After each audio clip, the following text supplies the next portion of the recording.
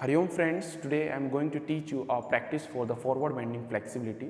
There is a one simple practice which will going to help you to improve your hamstring muscles, glutes muscles and back muscles flexibility towards the forward region. Look how you have to do, and 2-3 points you have to keep in your mind when you are doing this practice. You have to come to the Padastasana position, keep your back straight, your legs straight like this, and take your one leg forward, fold your elbows. With the exhalation just bend your body forward. And then inhale and come up and exhale and go down.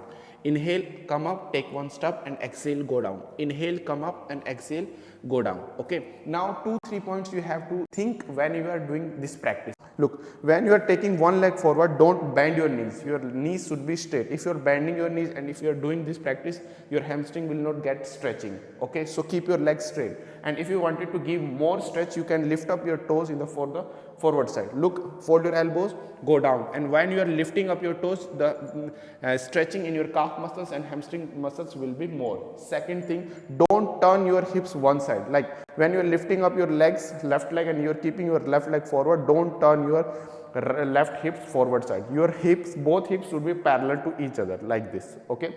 Third thing, when you are going downside, every time exhale, and when you are coming up, that time inhale. Fold your elbows and go down. Exhale, inhale up, exhale down. Inhale up, exhale down. Inhale up, exhale down.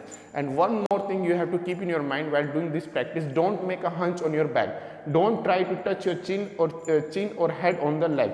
Try to touch your abdomen first and then chest second. Okay. If you will try to touch your abdomen first, your back will be straight and it will help to stretch your glutes muscles and back muscles more. Just keep this point in your mind and do this practice. I'm sure you will get flexibility very, very soon.